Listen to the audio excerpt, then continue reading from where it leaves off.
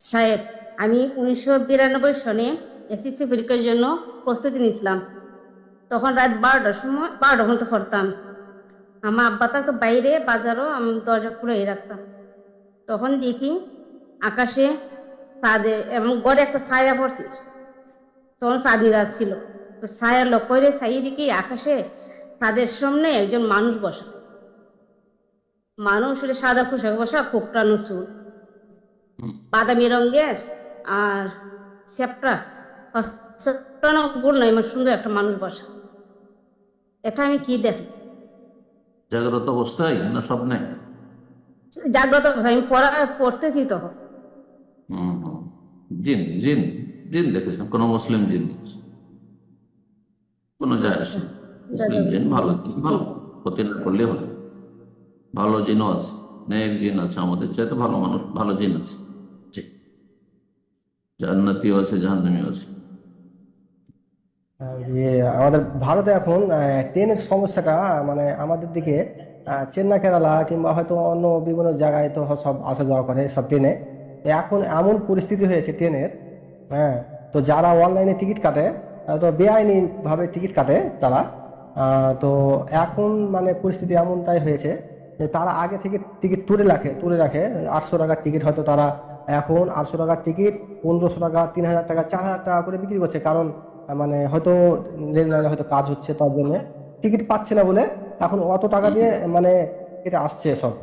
তো এখন পরিস্থিতির শিকার হয়ে মানে ওদের কাছ থেকে টিকিট, মানে আমার নামে টিকিট কেটে রেখেছে, কিন্তু অন্যজনকে আধার কার্ড মানে বানিয়ে অন্যজনের আমার নামে আধার কার্ডকে তারা অন্যজনের নামে আধার কার্ডকে ট্রান্সফার করে বানিয়ে দিয়ে তারা এইভাবে চুরি করে আসছে। তো এটা কি যারা বানিয়ে দিয়েছে তাদেরই শুধু অন্যায় হচ্ছে, না যারা আসছে পরিস্থিতির শিকার হয়ে তাদেরও অন্যায় হচ্ছে? একটু জানাবো সবাই। সরকার কি এ ধরনের টিকিট করার বৈধতা দিচ্ছে? না আইন বিরোধী কাজ এগুলো? মানে তারা হয়তো আসছে, লুকিয়ে আসছে অন্যজনের আধার কার্ড, আমি গত রকম তো ছিল। বলছি, সরকারি আইনে কি এরকম বৈধতা আছে ব্ল্যাক টিকিট বিক্রি করা, ব্ল্যাক টিকিট সেল করা অথবা পারচেজ করা? আছে? জি না, জি না, জি না, ও তো আসছে ধরে নিচ্ছে, এই তো তখন আবার জায়েজ ডবল না, করে। জায়েজ নয়, ব্ল্যাক টিকিট জায়েজ নয়, কারোর জন্য জায়েজ নয়। যারা সেল করছে তারা দালাল, হারাম খায়, আর যারা নিচ্ছে তাদের সহযোগিতা করছে পাপের কাছে। সুতরাং উভয় গোনা, জায়েজ নয়। কেউ যদি মিথ্যা কথা বলে প্রতারণা করে বিয়ে দেয়, মানে বিয়ের আগে যে একটা মেয়ের সম্পর্কে বলা হয়, তারপরে বিয়ের পরে সেই মেয়েটার মানে তার মধ্যে কোনো কিছু নয়, যে বিয়ের আগে যা মানে বলা হয়েছিল, বিয়ের পরে দেখি সেই মেয়েটার মানে কোনো কিছু মানে দিনের দিক থেকে সেরকম জ্ঞান নাই। উল্টো, যা বলেছে তা না এক কথায় প্রতারণা। জি জি জি। এখন কি জিজ্ঞাসা, প্রশ্ন কি? এখন আমার করণীয় কি এটাই? জি জি। তুমি ইচ্ছা করলে তাদের উপরে মায়া করে মাফ করে দিতে পারো, রাখতে পারো। আর যদি ছেড়ে দাও তো তোমার ন্যায্য অধিকার রয়েছে, কোনো গুনাহ নেই। মান গাশশানা ফালাইসা মিন্না, নবী সাল্লাল্লাহু আলাইহি ওয়াসাল্লাম বলেছেন, যেই ব্যক্তি আমাদের কোনো মানুষকে ধোঁকা দিয়ে প্রতারণা করবে কারো সাথে, সে আমাদের দলভুক্ত না। নবী সাল্লাল্লাহু আলাইহি ওয়াসাল্লামের দলের লোকেরা প্রতারক হয় না, ধোঁকাবাজ হয় না। কথা বোঝা গেছে? কোন মুসলিমের এটি চরিত্র না। যে আল্লাহ পরকালে বিশ্বাসী না, সে এই কাজ করতে পারে। যে আল্লাহ পরকালে বিশ্বাসী, আসামের কাঠগড়ে হাজির হইতে হবে ধোঁকাবাজি, কি করে প্রতারণা করতে পারে? প্রতারণা করেছে, তারা অন্যায় কাজ করেছে। সুতরাং তোমার পুরো অধিকার রয়েছে তালাক দিয়ে দেওয়ার। যদি তালাক দিয়ে দাও কোনো গুনাহ হবে না। যদি দয়া মায়া করে ক্ষমা করে দাও, উপেক্ষা করা রাখো, তো জায়েজ। বলছি আমরা তো বিদেশে থাকি, কিন্তু অনেক সময় এই স্বপ্নদোষ হয়ে যায়। এখন বীর্য অনেক সময় কম্বলে কিংবা বেডে লেগে যায়, এটা কি নাপাক হয়ে যাবে? ধুতে হবে নাকি কি করলে চলবে ওটা? কাশফোঁটার মতো, আপনার যদি রুচি হয় কাশফোঁটার সাথে রুমালে লেগে আছে আর সেটা ব্যবহার করছেন, বিছানায় লেগে আছে, শুইছেন, আপনার রুচির ব্যাপার। আর অরুচিকর ধুয়ে ফেলেন। জি, নাপাক কিনা ইখতলাফ করেছে, বিষয়টিকে ইখতলাফ হয়েছে। একদল নাপাক বলেছেন বীর্যকে, একদল পাক বলেছেন। যে পাক দিয়ে আল্লাহ মানুষকে তৈরি করেছে, নাপাক দিয়ে নয়। কিন্তু তার মানে পাক হলেই যে সবকিছুই রাখা আছে। কাদা মাটিতে বিছানায় শুইবেন, বিছানায় কাদা ধুলো পড়ে আছে, শুইবেন? শুইবেন না। ঠিক ওই রকমই মানুষের একটা রুচি আছে, রুচিকর মানুষের, যারা ভালো মানুষ। কথা বোঝা গেছে? নিঃসন্দেহে নোংরা বস্তু, শুক্রবিন্দু, কিন্তু নোংরা হলি যে নাপাক হবে, ময়লা হলি যে নাপাক হবে, জরুরি না। তো আপনি যথাসাধ্য ধুয়ে ফেলেন, কিন্তু ধোয়ার ব্যবস্থা নেই আর অন্য বিকল্প বিছানা নেই, সেগুলো কোনো দোষ নেই। আর শুকনো নাপাকের ওপর মানুষ যদি শয় তাতে শরীর নাপাক হবে না, কাপড় নাপাক হবে না। ভিজা থাকলে তখন আলাদা বিষয়। আল্লাহ আলাম। এমনকি পেশাবও যদি থাকার পেশা বিছানা শুকিয়ে গেছে আর তার উপরে কেউ ঘুমাচ্ছে, অসুবিধা নেই, কাপড় নাপাক হবে না। কিন্তু যদি ভিজা থাকে তাহলে তখন নাপাক হবে। বারাকাল্লাহ। বলেন প্রশ্ন। আমার প্রশ্নটা মূলত আমাদের বিয়ে হয়েছে কিনা এই সম্পর্কে, ওই জন্য আমি একটু ঘটনাগুলো বলি। আমি গত মাসে বিয়ে করেছি। আমাদের বিয়েটা অভিভাবকের উপস্থিতিতে এবং অভিভাবকের অনুমতিতে একটা হুজুর পড়িয়েছেন।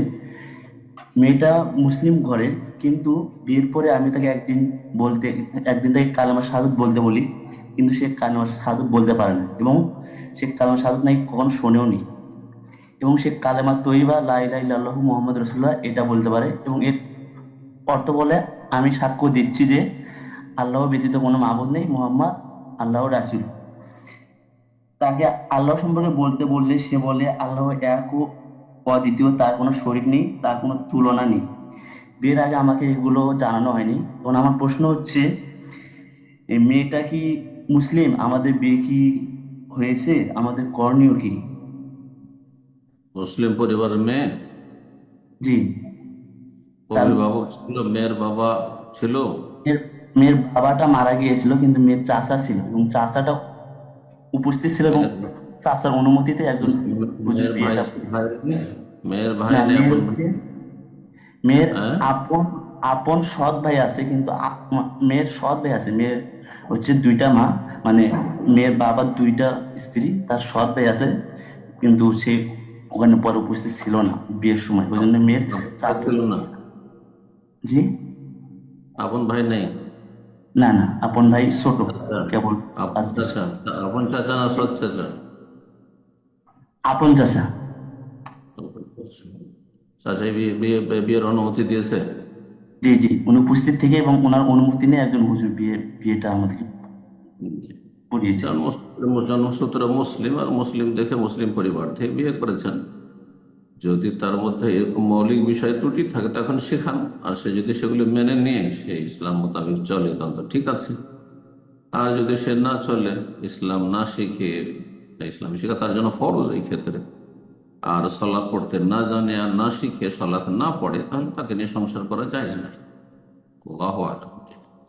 সাহেব, আমি একটা কোম্পানির ডিস্ট্রিবিউটার নিয়েছি। কোম্পানি আমার কিছু ফিক্স মার্কেট করে দিয়েছে যে এর মধ্যে তুমি কাজগুলো করবে। তো আমি কি এর বাইরে গিয়ে কোনো মার্কেটে কাজ করতে পারবো, অন্য জনের মার্কেটে, বা অন্য জনা যদি আমার মার্কেটে কাজ করতে আসে আমি কি তার মানা করতে পারবো?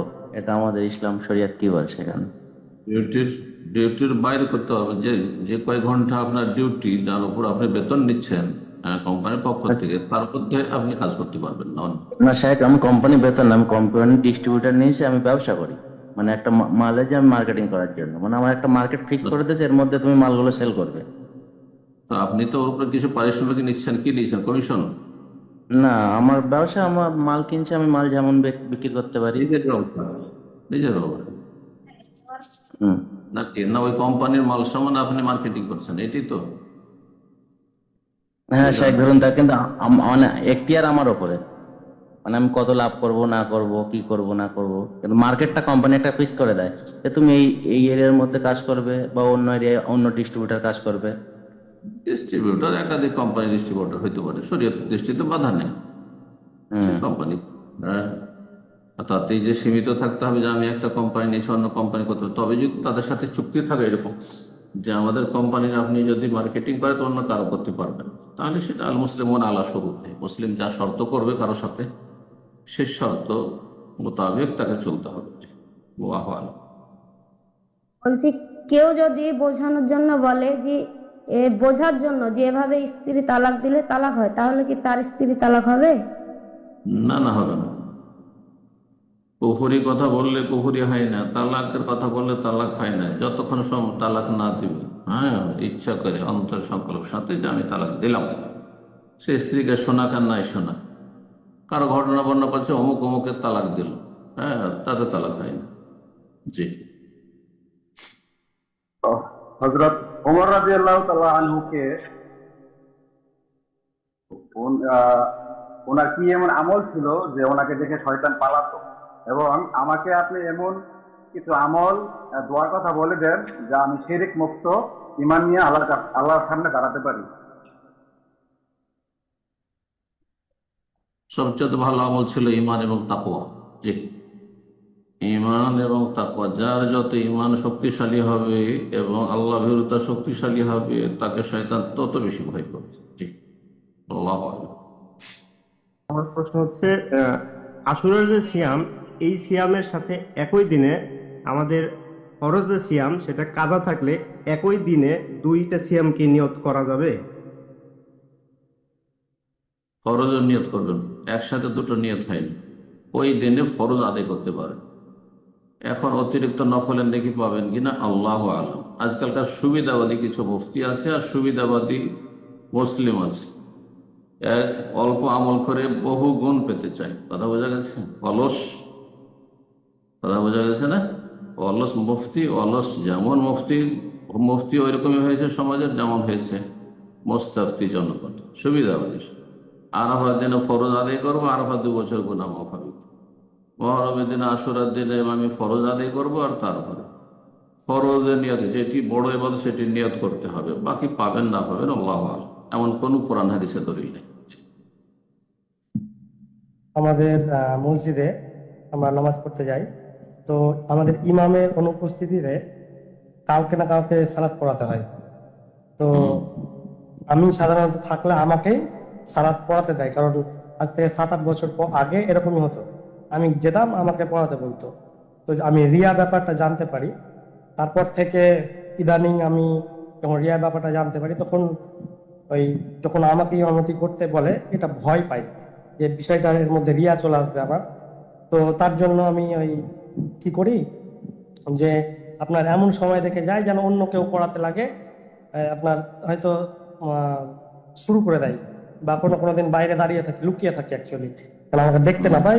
তাহলে শুরু হয়ে যায়, তারপর আমি ভিতরে ঢুকে তাকবীর দিতে লাগে। তারপর তো বিষয়টা কেমন আপনি একটু জানাবেন তাই। রিয়া কিসের আছে? ইমাম নেই, ইমামতি করছেন, তারও তো মানুষের একটু হেল্প করলেন, আপনি নেকির কাজ করলেন। আপনি রিয়া কি আছে? ইমামতি করলে রিয়া হয়ে যায় না? ভুল ধারণা, এটা ভুল ধারণা। আপনার মধ্যে যোগ্যতা থাকে, আর ইমামের পরে যারা মসজিদে আছে তাদের মধ্যে আপনি বেশি সুন্দর তেলাওয়াত করেন, বেশি মুখস্থ আছে, আর বেশি মাসলা বুঝেন, মাসলা মাসাইল সালাতের বুঝেন, দিনের জ্ঞান বেশি আছে, তাহলে আপনি বেশি হক রাখেন। উত্তম ব্যক্তির ইমামতি উত্তম থাকে, অনুত্তমের ইমামতি জায়েজ, এটাও জানা রাখেন। আফজাল শ্রেষ্ঠ থাকতে যিনি শ্রেষ্ঠ নন, জুনিয়র, তার ইমামতি জায়েজ, কিন্তু সিনিয়র ব্যক্তির ইমামতি দিনের জ্ঞানের ক্ষেত্রে, সালাত মাসলা মাসাইলের ক্ষেত্রে, কোরআন মুখস্থ রাখার ক্ষেত্রে, কোরআন শুদ্ধ পড়ার ক্ষেত্রে যিনি বেশি সিনিয়র, যে আকরাহুল কিতাবিল্লাহ, যে আল্লাহর কিতাব সম্পর্কে যে বেশি যে জ্ঞানী আর বেশি মুখস্থ রাখে, সে বেশি হক রাখে। শুধু হাফেজ বেশি হক রাখে না, বরং যে হাফেজের সাথে দিনের মাসলা মাসাইল, বিশেষ সালাতের মাসলা বেশি জানে, সে বেশি হক রাখে। আবু বকর সিদ্দিক রাদিয়াল্লাহু তাআলা আনহু তিনি বেশি হকদার ছিলেন উবাই বিন কাবের চাইতে, অথবা উবাই বিন কাব বেশি বড় কারি, বেশি বড় হাফেজ আবু বকরের চাইতে, কিন্তু আবু বকর বড় আলেম। আপনি যদি বেশি জ্ঞানী হন, তাহলে আপনার এভাবে লুকিয়ে থাকাটা ঠিক না। ঠিক, এটা শয়তানি অস্পষ্ট, এতে বেঁচে থাকবে আমার ভুলে ঠিক। কিন্তু আপনার চাইতে যোগ্যরা আছে, তাহলে যে কেউ ইমামতি করলে হবে, যোগ্য ব্যক্তি ইমামতি করে, আপনি মুক্তাদি হন, সমস্যা। আল্লাহু আলাম। আমি একটা দিনী প্রতিষ্ঠানে ছিলাম, তাই ওখানে বিদাতের কারণে আর কি, যেরকম ওই মানুষ মারা গেলে 3 দিন 40 এগুলো মানে সম্পর্কিত আমাকেও জড়াতে হয়। এই জন্য আর কি ওখানে প্রতিষ্ঠানে আমি খিদমত ছেড়ে দিয়েছি, দিনী প্রতিষ্ঠান, মাদ্রাসা। এখন তো বাংলাদেশে আমি তো বর্তমান বেকার আছি। এখন চিন্তা ভাবনা করতেছি, গার্মেন্টসের কাজ আমার কিছু অভিজ্ঞতা আছে। এখন তো গার্মেন্টসের যে পরিবেশ, ছেলে মেয়ের সাথে কাজ করা, এখন এই বিষয়ে আমি মার্কেট ঢোকা ঠিক হবে? তাছাড়া তো আমি বেকার, আমি বর্তমান বেকার, হতাশাগ্রস্ত আছি, বর্তমান চিন্তাগ্রস্ত আছি। কি করব না করব কিছু দিশা পাচ্ছি না, কি করব। সেক্ষেত্রে আসলে বর্তমান তো পরিস্থিতি এমন, যে কোনো ফ্যাক্টরিতে, যে কোনো কোম্পানিতে কাজ করতে গেলেই ছেলে মেয়ে মানে প্রায় থাকেই। এখন সেই পরিস্থিতি আমি কি করবো, আমাকে একটু পরামর্শ দিন। যে প্রথম দোয়া করে আল্লাহ আপনার বরকত দান।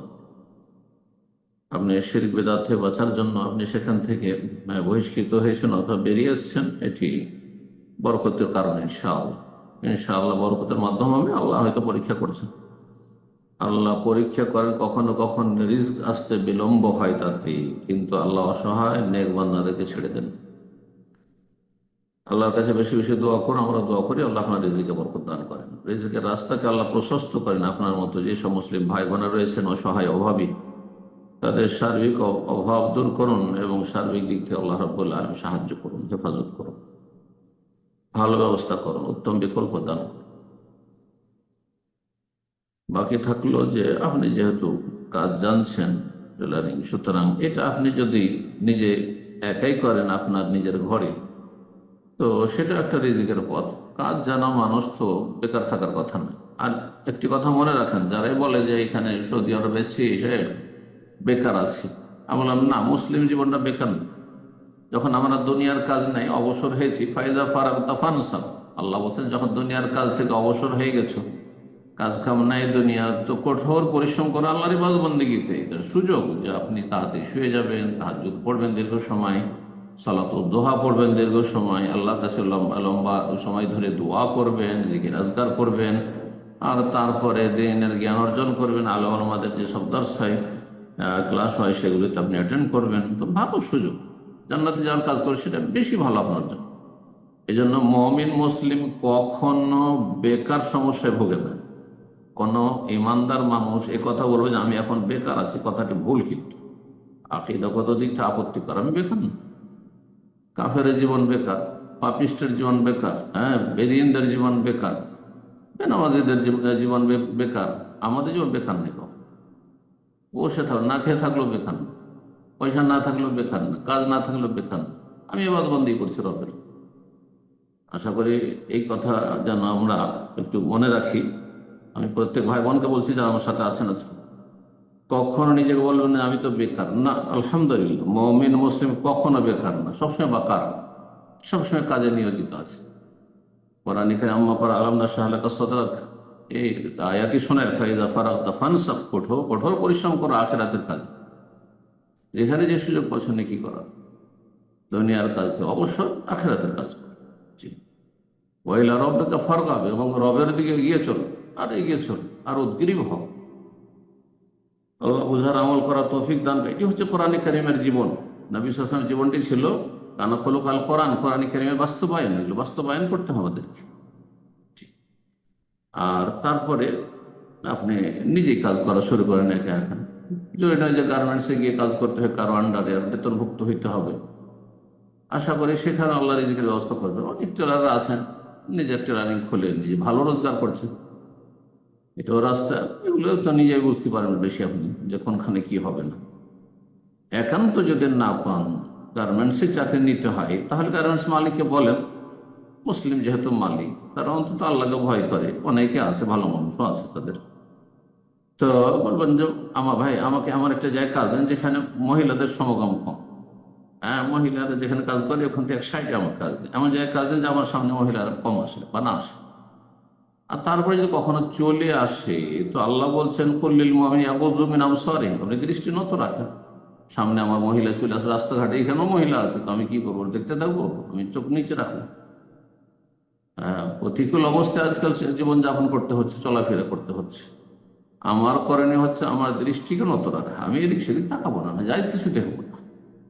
কথা বোঝা গেছে? এবং ফাত্তাকুল্লাহ মাস্তাতাতুম, যথাসাধ্য আল্লাহকে ভয় করুন এবং রোজগার করুন, যেমনটা বললাম। আল্লাহু আ'লাম। বারাকাল্লাহু ফীক, আল্লাহ বরকত দান। আমার প্রশ্ন হচ্ছে, আমি ফুড ডেলিভারি কাজ করি। তো অনেক সময় দেখা গেছে যে যাওয়ার সময় কাস্টমারের বাসা পর্যন্ত যাওয়ার আগেই সালাতের সময় হয়ে যায়, একমত হয়ে যায় রাস্তায়। এমন অবস্থায় আমার কি করুন? আমি কি ডেলিভারিটা কমপ্লিট করে সালাত আদায় করবো, নাকি আমি গাড়ি সাইড করে দাঁড়িয়ে আমি জামাতের সাথে সালাত আদায় করে নিব? দেখেন, যারা ফুড ডেলিভারি করেন তারা তাদেরকে বলবো যে যথাসাধ্য আপনি আল্লাহর হক আগে প্রাধান্য দেবেন। এখানে আল্লাহর হক হচ্ছে যে জামাত শুরু হতে যাচ্ছে, আপনি মসজিদে প্রবেশ করবেন, এটি আল্লাহর হক। আর বান্দার হক হচ্ছে যে একজন কাস্টমারের খাবার নিয়ে নিয়েছেন রেস্টুরেন্ট থেকে, আর তারপরে তার বা মাল সামান নিয়ে নিয়েছেন, আর সেটা পৌঁছাবেন তার বাসায়। হয়তো তার এমার্জেন্সি আছে, আপনার সালাদ পড়তে পড়তে তার খাবারটা ঠান্ডা হয়ে যাবে, অথবা তার গ্যাস চলে যাবে, অথবা তার এমন কোনো জরুরি কাজ আছে, তাকে চলে যেতে হবে, তো সে বিপাকে পড়বে, কষ্টে পড়বে। তো এটি বান্দার হক। তো এরকম ক্ষেত্রে যদি দেখেন যে অসুবিধা নেই, আমি সালাদটা রাতে ফরজটা পড়ে নিয়ে চলে গিয়ে পৌঁছে দিতে পারবো, অসুবিধা নেই, বা ওর সাথে একটু কথা বলে নেন, মেসেজ আদান প্রদান করে নেন, তারপরে সালাতে যান। আর না হলে আগে ডেলিভারিটা দিয়ে দেন, তারপর মসজিদে যান। বলছেন যে মসজিদে গিয়ে জামাত শুরু হয়ে গেছে, যতটা পেলে ইমামের সাথে পড়ো, আর যতটা ছুটে গেল সেটা পরে পূর্ণ করে না, এর উপর আমল করো। আল্লাহ তাআলা আ'লাম। আমার প্রশ্নটা হচ্ছে, আমাদের দেশে প্রখ্যাত একজন শায়েখ, শেখ আবু বকর জাকারিয়া হাফিজাহুল্লাহ বলেছিল যে দুই সেজদার মাঝখানে শুধু রাব্বিক ফিল এইটুকু বলতে হবে, আর আরেকটুকু যে বাকি অংশটুকু আছে সেটা বলছে, তিনি বলছেন যে এটা হাদিসে ওইরকম ভাবে নস পাওয়া যায় না। তাহলে আসলে কোনটা বলবো, মানে রাব্বিক ফিল এইটুকু নাকি পুরোটুকু? রব্বিক ফিরলি রব্বিক ফিরলি রব্বিক ফিরলি এটাও বলতে পারেন, আল্লাহ ফিরলি ওয়ারহামনি ওয়াহদিনি ওয়াআফিনি ওয়ারযুকনি, এটি অধিকাংশ ওলামারা এটিকে সহিহ বলেছেন, কিন্তু কিছু ওলামারা বলেছেন যে এটিতে আপত্তি আছে বা দুর্বলতা আছে। তো সেই মতটি হয়তো তিনি উল্লেখ করেছেন, কিন্তু সেটি সুনানের হাদিস এবং অধিকাংশ ওলামাদের কাছে সহিহ, আমল করলে করতে পারেন। আল্লাহুম্মা ফিরলি ওয়ারহামনি ওয়াহদিনি ওয়াআফিনি ওয়ারযুকনি আমল করতে পারেন, জি, অসুবিধা নেই। আল্লাহু আ'লাম। আমার বিয়ে হয়েছে 6 মাস। আমার স্ত্রীর সাথে আমার ভালো সম্পর্ক। তো গত 1.5 মাস আগে আমি একটা মোবাইলে তালাক সংক্রান্ত ভিডিও দেখি, জানার জন্য, বোঝার জন্য। তারপর থেকে আমার মনে মনে শুধু মানে সন্দেহ হয়, আমার মনে হচ্ছে, শুধু মনে হচ্ছে আমার স্ত্রীকে আমি তালাক দিয়ে দিচ্ছি, এরকম মনে হচ্ছে। কিন্তু আমি সঠিক জানি না, বলছি কি বলছি না, আমি সঠিক বুঝতে পারছি না। এখন আমার মাথা অন্তরে খুব ভয় করছে, কি যে মনে হয় তালাক দিয়ে দিয়েছি, এরকম একটা খুব ভয়, আতঙ্ক কাজ করছে আমার মনে। আমি বলেছি কি না আমি সঠিক জানি না। আমি যদি বলেও থাকি তা এটা আমার করণীয় কি? প্রথম কথা, তালাকের মশলা বলি না, কিন্তু এটি তালাকের মশলা না, এটি হচ্ছে অস্বস্থার মশলা বা সন্দেহের মশলা। ফিকহের কায়দা রয়েছে কোরআন সুন্নাহর আলোকে, আল ইয়াকিনু লা ইয়াজুরু বিশাক, দৃঢ় প্রত্যয় ইয়াকিন যদি থাকে আপনার কোনো কিছুর উপর, আর তার বিপরীতটা হচ্ছে সন্দেহ, তাহলে সন্দেহের কারণে ইয়াকিন দূরীভূত হয় না। আপনার ইয়াকিন হচ্ছে যে আপনি বিয়ে করেছেন, আপনার স্ত্রীকে কবুল করেছেন, এটা হচ্ছে নিশ্চিত। আর আপনি কখনো তালাক বলেছেন কিনা একটু সন্দেহ হচ্ছে, কিন্তু আপনার ইয়াকিন নেই, তাহলে তালাক আসল হচ্ছে তালাক হয়নি। কিন্তু সবসময় আল্লাহকে ভয় করতে হবে। আবার সুবিধাবাদী হলে হবে না যে আমি তালাক দিয়েছি কিন্তু আমি স্ত্রী রক্ষা করার জন্য বলছি যে আমার সন্দেহ হচ্ছে, তাহলে জাহান্নামে যেতে হবে, আরাম সংসার করতে। বোঝা গেছে? সতর্ক সাবধান, কিন্তু অস্বস্থায় যাবে। তালাকের ক্ষেত্রে যারা অস্বস্থায় যায়, শয়তান স্বীকার করে নেবে, সময় নিয়ে চলে যাবে শয়তান। আল্লাহ হেফাজত করবে, জি, অস্বস্থা থেকে বেঁচে থাকবে। বারাকাল্লাহু ফিক। ঠিক আছে, আমি আপনার ভিডিওগুলো মোটামুটি সবই দেখার চেষ্টা করি, আলহামদুলিল্লাহ পুরোটাই, এবং সেগুলো যতটা সম্ভব আমল করার বা শেখার, সেগুলো শেখার চেষ্টা করি। এ করার পরবর্তী আমাদের তৌফিক দান করুন, আল্লাহ আমাদের খেদমত করুন। বারাকাল্লাহ। তো এইভাবে 4-5 বছর ধরে, মানে আগে তো এসব কিছুই জানতাম না, আলহামদুলিল্লাহ, তো এগুলো আল্লাহ তৌফিক দিয়েছেন শেখার, জানার। তো এইভাবেই আলহামদুলিল্লাহ। তো এর উপরে যদি এইভাবে করি, আমল করি, বা এইভাবে যদি চলার চেষ্টা করি, আর অন্য কোনো জায়গার বাড়ি থাকি, আর অন্য কোনো আলেমের এতে মানে সেরকম কোনো শুনি না বা করি না, মোটামুটি যেগুলো যা জানার এখান থেকেই শেখার চেষ্টা করি বা জানার চেষ্টা করি, আলহামদুলিল্লাহ। এবং আপনার প্রত্যেকটা ভিডিও প্রায় পুরো কমপ্লিটটাই দেখি, এবং সেখান থেকে যা শিক্ষা নেওয়ার, আলহামদুলিল্লাহ সবটুকুই শিক্ষা নেওয়ার চেষ্টা করি। তো এটা কি ঠিক আছে, এটা জানার জন্য অনেকদিন ধরে চেষ্টা করছি। আপনার যে আমলগুলির সম্মুখীন হচ্ছে না, ধরেন আপনাকে 5 ওয়াক্ত সালাত পড়তে হচ্ছে, রমজান মাসের সিয়াম পালন করতে হচ্ছে, হজ উমরায় আসবেন, হজ করতে উমরা করতে হবে, ঠিক আছে, পয়সা আছে, যাকাত দিতে হবে, হিজাব পর্দা করতে হবে, যে কোনো মাসলা, আপনার তাহারা, পবিত্র, উজু, গোসল, আর মাসিক, নেফাস ইত্যাদি এসব মাসলা মাসাইল, এই ধরনের মাসলা মাসাইলে যদি আমার আলোচনায় পান অথবা অন্য কোনো একজনের আলোচনা পান, আর তার একজনের আলোচনা থেকে আপনার ফরজ এলেম হাসিল হয়ে যায়, সে উদ্দেশ্য পূরণ হয়ে যায়, তো যথেষ্ট সেটি। জরুরি নয় যে গোটা দুনিয়া সবাই শুনতে হবে, শুনতে গিয়ে অনেক সময় বিরত হবেন, জরুরি নয়। শুধু এটি আমার সাথে সম্পৃক্ত নয়, যে কোনো একজনের যে কথা শুনে যদি কোরআন সুন্নাহর আলেম হন, আর সেগুলির দ্বারা আপনার যে আমলের জগতে, ঈমান আমলের ক্ষেত্রে যদি আপনার এলমের যতটা প্রয়োজন তা পূরণ হয়ে যাচ্ছে, তাহলে যথেষ্ট সেটি। সেটা পড়ার মাধ্যমে হোক, কোনো বই পুস্তক পড়ার মাধ্যমে ধর্মীয়, অথবা কারো আলোচনা অফলাইনে বা অনলাইনে শোনার মাধ্যমে হোক, যথেষ্ট ইনশাআল্লাহ। আল্লাহ তাআলা আ'লাম।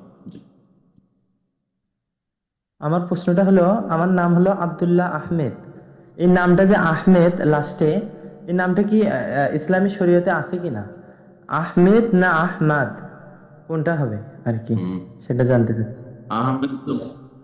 আহমেদটা হচ্ছে বাঙালি বিকৃত উচ্চারণ। আহমদকে আহমেদ বলা এটা বাঙালি অ্যাকসেন্ট, যেটা ভুল, প্রচলিত ভুল। আসলে আহমদ, ইসিম তাফজিলের সেটা হচ্ছে আহমদ, মানে অধিক প্রশংসাকারী। আফআল ওয়াজনে আহমাদু, কথা বোঝা গেছে, অধিক প্রশংসাকারী। সুতরাং আহমেদ বলাটা ভুল।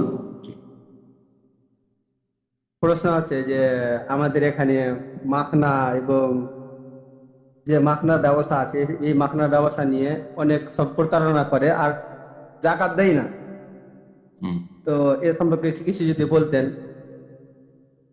মাখনা ব্যবসা, মাখনার যে ব্যবসাটা আছে, এতে কিভাবে জাকাত দিবে? এটা কি খাদ্যদ্রব্য হিসেবে ব্যবহার হচ্ছে না ফলমূলের মতো? যে এটা খাদ্যদ্রব্য হিসাবে ব্যবহার হচ্ছে, মানে মাখনার যে খই ফুটাচ্ছে কিনা, খই ফুটাটা এটা খাদ্যদ্রব্য হিসাবে ব্যবহার হয়। ভুট্টার মতো, গমের মতো। জি, ভুট্টার মতো, গমের মতো। হ্যাঁ, তো এটাই যদি হয় তাহলে জাকাত দিতে হবে, ফসল ছাড়ে, তাহলে ঠিক। কথা বোঝা গেছে? আর যদি সেটা ফলমূলের মতো হয়, আঙ্গুরের মতো, সেজন্য আঙ্গুরের মতো অথবা আমের মতো, লিচুর মতো, তাহলে সেই টাকাতে জাকাত দিতে হবে বিক্রি করার পরে। তো যেমনটা বললে, যদি এটা ফসলের মতো হয় তাহলে ফসল ওয়াতু হাক্কাহু ইয়াওমা হাসাদিহি, সূরা আনআমে আল্লাহ বলছেন যে ফসলের হক মানে জাকাত আদায় করো, ওসুর আদায় করো, কেটে মেরে নিয়ে আসার দিন।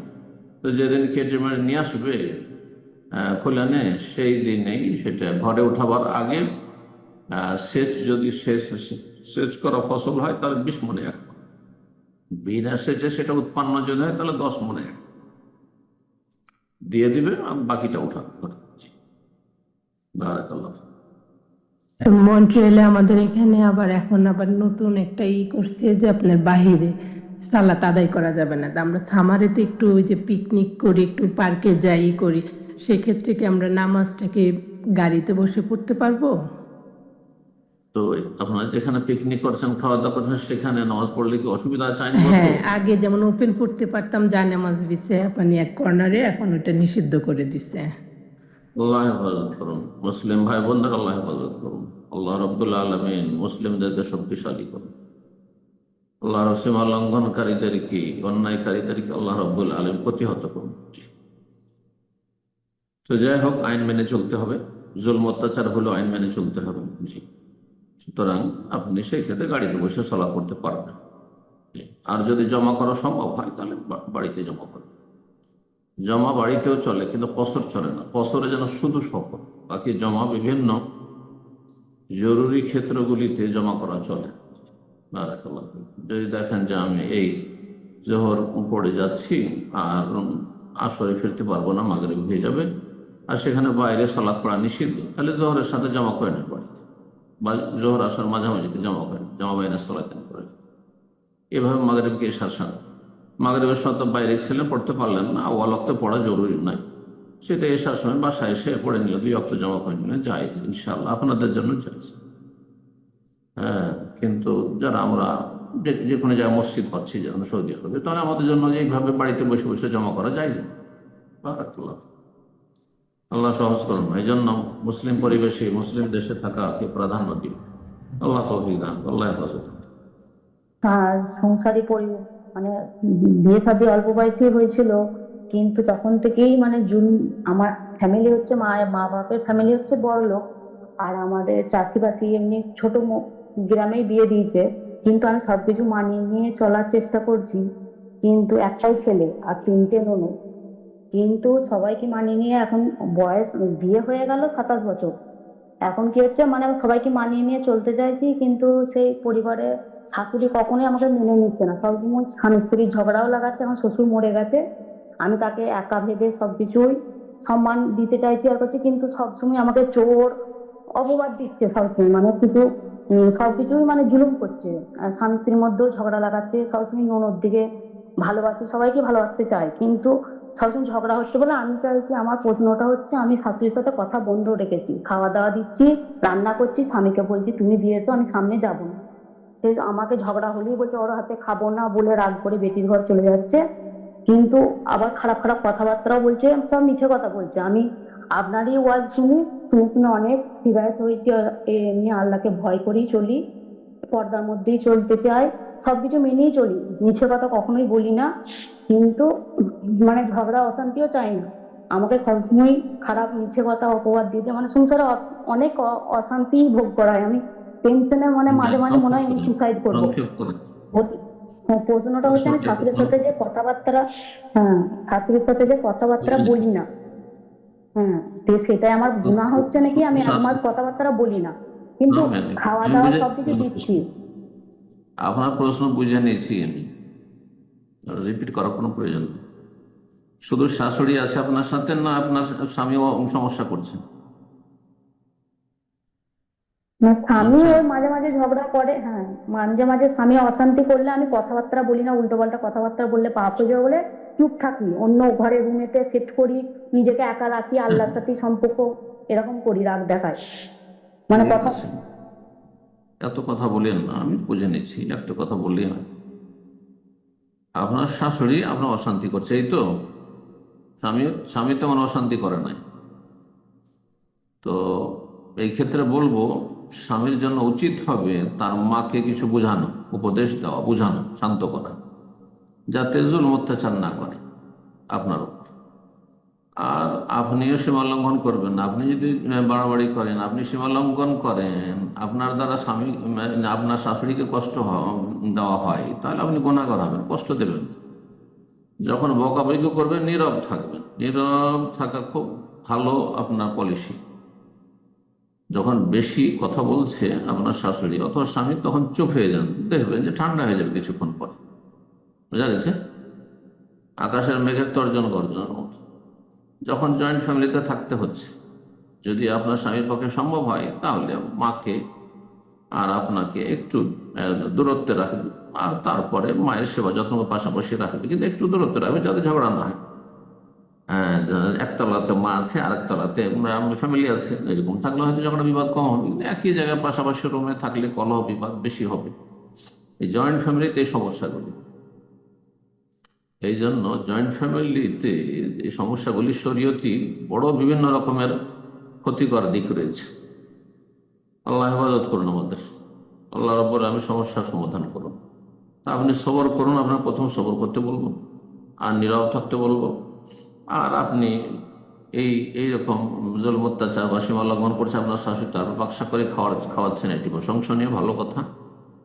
আর আপনার স্বামীকে আপনি ভালোভাষায় বলবেন যে ওর আম্মা যেগুলো করছে, এই ক্ষেত্রে ওর আম্মাকে কিছুটা বুঝাবে, বোঝাবার চেষ্টা করবে, ঠান্ডা করার চেষ্টা করবে, ইত্যাদি।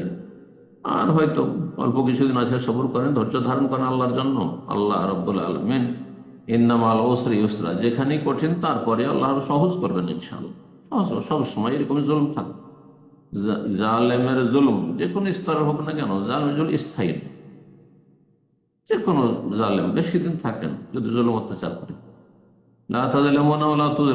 আপনি যেমন জুলুমের শিকার হওয়া পছন্দ করেন না, আপনার দ্বারা যেন জুলুম না হয় আপনার শাশুড়ির উপর, আপনার স্বামীর উপর। আল্লাহকে ভয় করুন, নেক আমল করতে থাকুন, ভালো আমল করুন, আল্লাহর কাছে দোয়া করুন, আল্লাহ ইনশাআল্লাহ হেফাজত করবেন। এবং সবরের উত্তম প্রতিদান রয়েছে আল্লাহর কাছে, আল্লাহ উত্তম প্রতিদান দেন। বারাকাল্লাহু ফিক। কথা আমরা শাশুড়ির সাথে 3 দিনের বেশি কোনো মুমিনের সাথে কথা বন্ধ করা যায় না, সালাম দিবেন। হ্যাঁ, শাশুড়ির সাথে মুখোমুখি হলে, সামনাসামনি হলে, কাছাকাছি যখন আছেন সালাম দিবেন। কথা বলবে, না হলে আপনি সালাম দিবেন, কেমন আছেন, ভালো, এইভাবে কথা বন্ধ করবেন না। 3 দিনের বেশি কথা বন্ধ করা কোনো মুমিন মুমিনাতের কারোর সাথে জায়েজ না। বারাকাল্লাহু ফিক। আমাদের উপকারী জ্ঞান দান করেন এবং দিন শিখার তৌফিক দান করেন এবং দিন শিখে তার প্রতি আমল করার তৌফিক দান করেন। আল্লাহ আমাদের দিন দুনিয়া বরকত দান করেন, সমস্ত অনিষ্ট বালা মুসিবতকে আল্লাহ হেফাজত রাখেন। প্রত্যেক ভাই বোনের জন্য, বিশেষ করে যারা আমাদের সাথে আজকে শরীক হয়েছেন আমাদের এই হালাকায়ে দার্সে, আল্লাহ রাব্বুল তাদেরকে উত্তম প্রতিদান দান করে, জাযায়ে খায়র দান করেন, রিজিকে বরকত দান করেন, বালা মুসিবত থেকে, বিপদ আপদ থেকে, দুশ্চিন্তা থেকে, আল্লাহ অশান্তি থেকে আল্লাহ রাব্বুল আলামিন যেন মুক্তি দান করেন। ربنا آتنا في الدنيا حسنة وفي الآخرة حسنة وقنا عذاب النار ربنا آتنا من لدنك رحمة وهيئ لنا من أمرنا رشدا ربنا هب لنا من أزواجنا وذرياتنا قرة أعين واجعلنا للمتقين إماما سبحان ربك رب العزة عما يصفون وسلام على المرسلين والحمد لله رب العالمين.